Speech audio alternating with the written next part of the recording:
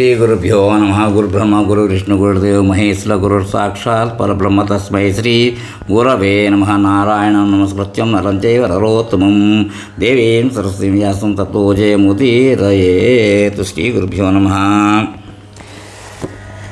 వచ్చిన శ్రీ స్కాంద మహాపురాణము ఎపిసోడ్ 30 ప్రారంభం చేసే ముందు ఇంతకు ముందర ఎపిసోడ్లో అంటే 29లో ఏం చెప్పుకున్నాం అంటే, లోకంలోని అంతరాయములను కల్పించినప్పుడు నరుడు శివునికి నమస్కరించిన వెంటనే శుభములు పొందుట సత్యము. ఇంద్రజిమ్మునేశ్వర శతరుద్రీయ లింగ మహాత్మ్యముల గురించి చెప్పుకుందాం అని చెప్పేసి అప్పటిదాకా ఇప్పుడు చెప్పుకుంటున్నాం, కంటిన్యూషన్ చేస్తున్నాం. నారదులు ఇట్లు చెప్పసాగిన. ఆ మునీంద్రుడు అంటే లోమసుడు అట్లు పలకగా, ఇంద్రజిమ్ముడు ఇట్లాను, నిన్ను విడిచి నేను ఎప్పుడూ వెళ్ళిపోను. నరులకు అన్ని లాభములిచ్చే లింగంనే ఆరాధించదు. నీవే నన్ను అనుగ్రహించితివి. నేడు వీరంతా వచ్చినట్లే వెళ్ళిపోనేమోనను. ఆ మాటలు విని మిగిలిన వారు కూడా అట్లేని ఆ లోమసునితో చెప్పగా, వారిని శిష్యుల వలె అనుగ్రహించను. ఆ శివదీక్షా విధానంతో శివలింగం పూజను ఆదేశించను.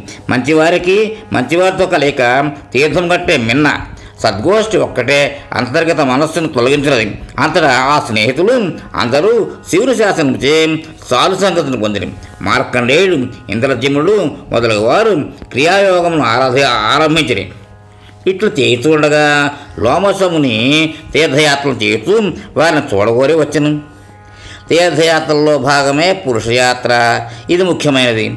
రాజా, సజ్జనులతో ఆశ్రయింపబడి భూమి భాగమనబడును. అర్జున, అతిథి క్రియలను గైకొని విశ్రాంతి పొందిన నన్ను చేరి నాడీజంగుడు మున్నగు వారు నమస్కరించి ఇట్లు అడిగిరి. ఓ ముని, భారత భూమియే ఫలవంతమైనది. అక్కడ కూడా ఏదైనా ఒక ప్రదేశమును అన్ని తీర్థముల ఫలములను ఇచ్చు దాన్ని తెలుపుమనగా, నేను వారితో సంవర్తుని ఆశ్రయింపుడు. అతడు తగిన ప్రదేశం తెలుపగలడు. వారు, ఈ సంవర్తుడు ఎక్కడ ఉండును, మాకు అతని గురించి తెలియదు. వారి మాటలు విని నేను ఇట్లాంటిని, ఈ సంవర్తుడని వాడు గుప్తమైన చిహ్నములు ధరించి వారాణసి యందు ఉండునట్టు కాశీలో శరీరమంతా మలమును నలుముకొని నగ్నముగా భిక్షను తినుచు 8వ భాగం తర్వాత చేతులను భిక్షాపాత్రలో ఆహారం గ్రహించును. ఏ విధముగానూ ఇతరులను గ్రహించడు. ప్రణవమును ఈశ్వరుని పరబ్రహ్మను భావించుతూ తాను భుజించిన వెనుక సాయంకాలమున బయటకు వనములకు వెళ్ళడు. ఎతటికో జనులు ఎరుగరు, ఇతడు యోగేశ్వరుడు. అట్లే అతని వంటి లింగధారులు ఇతరులు అక్కడ ఉన్నారు. ఆ మునిని మీరు కొలగొ చిహ్నములను చెప్పేదను. గ్రామ మధ్యమున రాజమార్గమున రాత్రి భూమిపై శవమును ఎవరికీ తెలియకుండా ఉంచి దానికి కొంత దూరంలో నిల్చుండవలను. ఎవరైతే ఆ భూమిని చేరగానే అకస్మాత్తుగా వెనుదిరుగునో అతడే సంవర్తుడు. ఇతడు శల్యమును అంటే ఎముకలు కూడా అస్థిపుంజలను దాటడు. సంశయం లేదు. అప్పుడు వినయముతో దరిచేరి మీకు ఇష్టమైనది కోరుడు. ఒకవేళ అతడు తన గురించి మీకు ఎట్లు తెలియను అని అడిగినచో నేను తెలిపి వెంటనే అగ్నిలో ప్రవేశించినని చెప్పుడు. అది విని వారందరూ వారణాసి చేరి సంవర్తను చూచి శవమునుంచగా ఆకలి కొన్నవాడైనను వెనుదిరిగిపోయాను. వేగంగా వెళ్తున్న అతనిని వారు అనుసరించిరి. రాజమార్గమును వెళ్తున్న సంవర్తిని, దేవా క్షణము నిలుము అని వారు పలుకుతుండగా అతను వారిని బెదిరించుతూ ఉండెను. చివరకు అతను దూరంగా ఉన్న సరస్సును చేరి కోపంతో, నా గురించి మీకు ఎవరు చెప్పారో త్వరగా తెలపమని సత్యము పలకనతో అతన్ని భస్మ చేసేసినాను. వారు భయముతో నారదుడు చెప్పినట్లు నారదుడు అగ్నిని ప్రవేశించినని కారణము తమకు తెలియదని చెప్పిరి. ఇది విని సంవర్తుడు వారితో, నేను చేయవలసిన పనిని అతను తనకు తానే చేసుకోగలను. ఇక మీ పని ఏమిటో చెప్పుడు, మీ కొరకు ఎక్కువసేపు ఇక్కడ నిలవను అనగా అర్జునుడు నారదునితో, మీరు అగ్నిలో ప్రవేశించి ఎట్లు బ్రతికితిరి ఉన్నదిగా ఆశ్చర్యంగా ఉన్నది చెప్పమని నారదుడు ఇట్లు చెప్పాను. అది అర్జున, అగ్ని కానీ, సముద్రుడు కానీ, వాయువు కానీ, చెట్లు పర్వతములు కానీ, ఇవేరొక ఆయుధము కానీ నా శరీరమును నశింపజేయటకు సమర్థము కావు. కానీ సంవత్సరుడు నమ్మునట్లుగా నేను అగ్నిని ప్రవేశించింది. ఆ తర్వాత జరిగినది ఇట్లు చెప్పాను. సంవర్తుడు మార్కండేయుడు మొదలైన వారితో బాటపై నుండి ఈ శవమును తీసివేయండి అని చెప్పాను.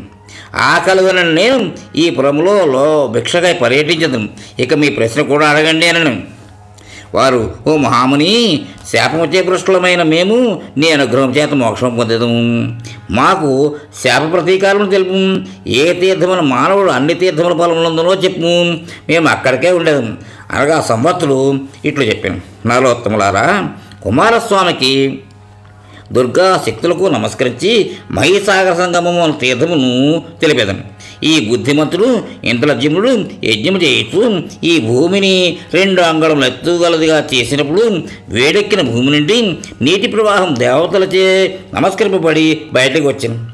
ఆ నీటి ప్రవాహమే ఈ మహి అనున్నది. భూమిపై ఉన్న తీర్థముగా నీటి నుండి పుట్టినది ఆ మహీనది యొక్క నీరు అని తెలియతుంది. ఈ మహి అనున్నది మాళవమును తీసుకున్న పుట్టి దక్షిణ సాగరంలో చేరినది. ఇప్పటికీ మధ్యప్రదేశ్లో పుట్టి రాజస్థాన్, గుజరాత్ రాష్ట్రాల గుండా సముద్రంలో చేరుతోంది.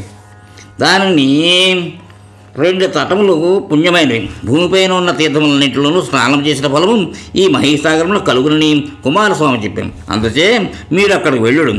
పూర్వము నేను కూడా అక్కడ అనేక సంవత్సరములు నివసించింది. కానీ నారదుల భయముతో ఆ తోట నుండి వచ్చేస్తుంది. ఇక్కడ ఈ దిక్కుల మధ్య మరుతుల నుండి భయపడిన వారి వలె నేను ఎవ్వరికి బయలుపడక నివసిస్తూ ఉన్నాను. ఇక్కడ కూడా నారదుడు నన్ను గురించి తెలియచున్నాడు. దుర్మార్గుల చేష్టలు ఈ విధంగా ఉండును. మీరు మాత్రం ఎవరికి ఎక్కడ నా గురించి చెప్పరాదు.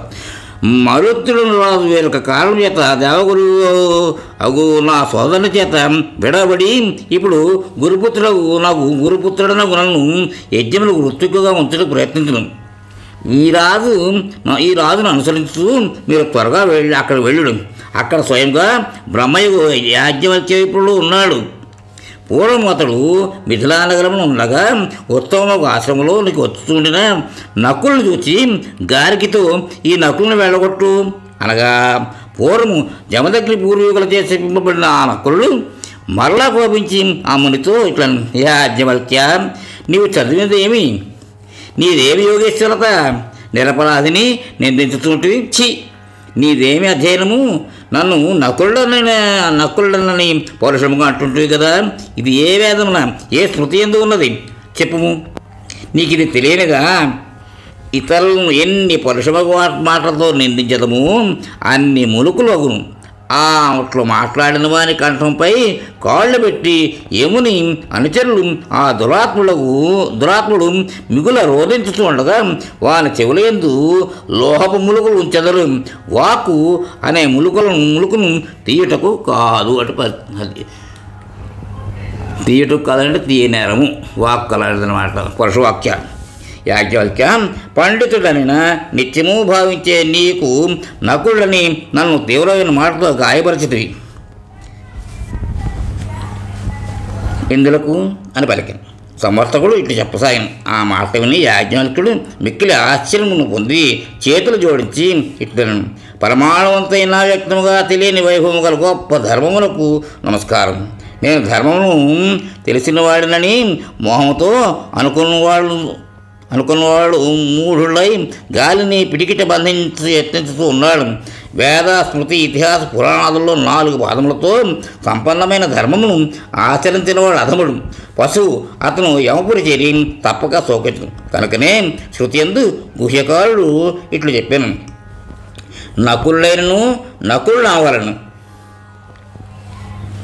నకులుడైనను సకులుడు అనవలను. ఎవరిని మర్మముగా బాధించరాదు. కేవలము పఠించుట చేత సంతోషం పొందువాడు, తనను తాను పండితుడు అనుకున్నవాడు పశువే. పాఠమాత్రము చేత ఏ బ్రాహ్మణుడు స్వర్గమును పొందుటకు ఉద్యుక్తుడగును. అతడు తల్లి ఒడిలో నుంచి చంద్రుడు గ్రహించగోరు బాలుడే. అందరూ అట్లే పలుకుతూ ఉన్నందున నేను అట్లే పలికితిని అనగా నకులుడు ఇట్లని, మిగిలిన వారితో సమముగా చేస్తుందని నీవు అనుట వృధా. మహాత్ముల పట్ల ఈ విధంగా పలుకుట నీకు తగదని తలచట్లేదా? అందరి కొరకై శాస్త్రము నిర్మించబడినది, అట్లే మనస్సు బుద్ధిని కూడా విధాత అందరికీ నిర్మించును. అయినను పాపులే అయినచు విధాత దోషమేమి? విశేషముగా బ్రాహ్మణులు లోకమును అనుసరించే ఉండవలన. ఎందుకనగా గొప్పవాడేమి ఆచరించును, ఇతరులు దానినే ఆచరించరు. శ్రేష్ఠుడు దేన్ని ప్రమాణముగా గ్రహించినను లోకము దాని వెంట నడుచును. కనుక మహాత్ములు ఎప్పుడైనా తన కొరకు ఇతరుల కొరకు సత్పురుషుల ధర్మము విడువరాదు. ముని, నీవు ఘోరమైన మాటలచే పీడించి నందున నిన్ను వెంటనే శపించదును. నీవు శాపమునకు తగినవాడవు అని నా అభిప్రాయం. నీవు నన్ను నకులుడు అని పలికినందున కులాధముడవు నకులుడవుగా నీవు మోహముచే జన్మించదువుగాక అనగా సంవత్తుడు ఇట్లన.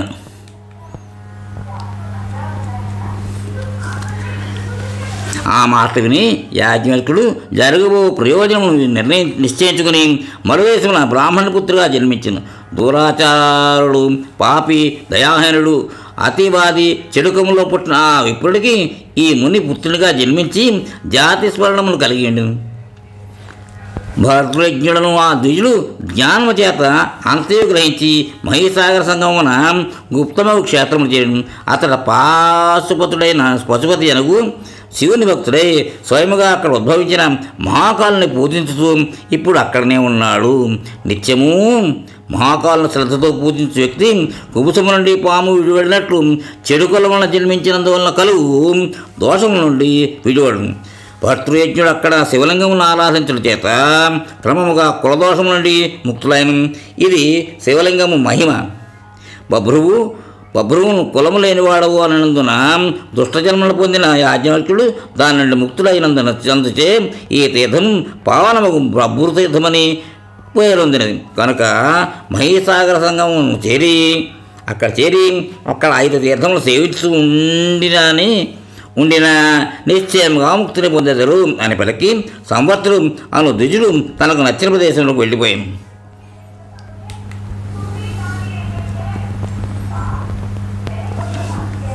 మిగిలిన వారంతా భర్తృజ్ఞులను మునిని చేరి అక్కడనే ఉండేది. భర్తృజ్ఞుడు వారిని గుర్తించి శివుని గణములను ఇట్లను: మీ అందరి పుణ్యము గొప్పది, నిర్మలమైనది. మీరీ గుప్తముకు మహీసాగర సంగమమును క్షేత్రములకు వచ్చి చేరితిరి. స్నానము, ధ్యానము, జపము, హోమము, విశేషముగా పిండదానము ఇవన్నీ మహీసాగర సంగమమున శాశ్వతమగును. అట్లే మీరిక్కడ చేసిన స్నాన దాన క్రియలన్నీ ఇప్పుడు అక్షయమైనవి. పూర్వము నారదుడు ఇక్కడ నివసించినప్పుడు గ్రహములు అతనికి వరములు ఇచ్చినవి. శనేశ్వరుడు ఈ వరం ఇచ్చిన. ఇతర శనేశ్వరునితో కూడిన అమావాస్య మొదలగు తిథులలో, పర్వదినములలో పితరులకు శ్రాద్ధకర్మను మహీసాగర సంగమను చేసినతో పితరులకు గయాసల వెట్లు అమిత తృప్తినిస్తున్నదో అంతకంటే ఎక్కువ పుణ్యం ఇచ్చినది ఈ మహీసాగర సంగమము. ఇక్కడతో ఆపుకుందాం. ఇక్కడ విశ్రాంతి ఇద్దాం. ఈ ఎపిసోడ్కి నెక్స్ట్ కంటిన్యూ చేద్దాం. స్వస్తి. ఇంతవరకు మన ఛానల్కి ఎవరైనా సబ్స్క్రైబ్ చేసుకోకపోతే ఇప్పుడే ఈ క్షణమే సబ్స్క్రైబ్ చేసుకుని ఆ పక్క నుండి బెల్ బటన్ మ్రోగించి మమ్మల్ని ప్రోత్సహిస్తారని మనస్ఫూర్తిగా కోరుకుంటూ ధన్యవాదాలు.